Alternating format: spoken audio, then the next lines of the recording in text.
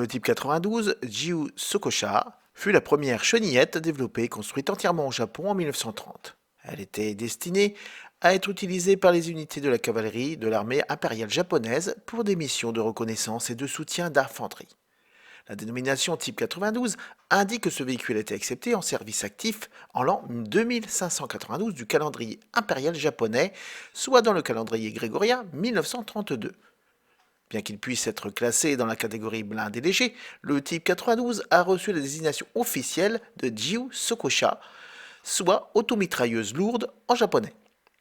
Cela est dû à la politique de sélectionnalisme en vigueur dans l'armée japonaise de l'époque. Les blindés devant être sous contrôle de l'infanterie, ce changement d'appellation permit de l'affecter à la cavalerie. La même méthode fut employée au sein de l'US Army avec le véhicule de combat M1. Le blindage était rifté et soudé avec une épaisseur maximale de 6 mm et un poids de 3 tonnes.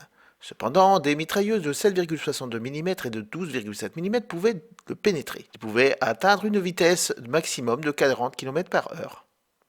L'armement se composait de deux mitrailleuses, l'une dans la tourelle et l'autre dans la coque. Les premiers modèles avaient un 6,5 mm. Et plus tard, l'arme montée sur la coque a été remplacée par une mitrailleuse lourde de 13,2 mm. L'arme avait une traverse limitée, mais comprenait un oculaire pivotant sur l'optique du viseur et un support à angle élevé, permettant une utilisation anti-aérienne.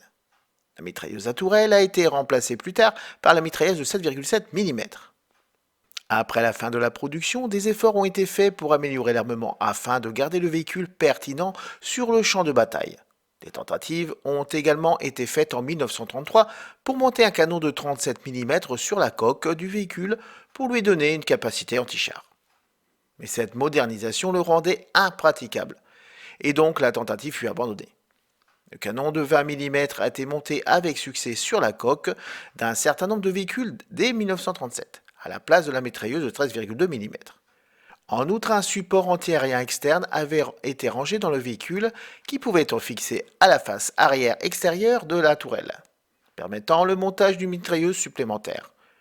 Les trappes du moteur pouvaient être ouvertes et verrouillées ensemble pour former un siège pour le tireur au poste de la mitrailleuse montée à l'arrière. Le type 92 a vu le combat en Chine et en Mandchourie durant la Seconde Guerre mondiale, c'est-à-dire la guerre sino-japonaise.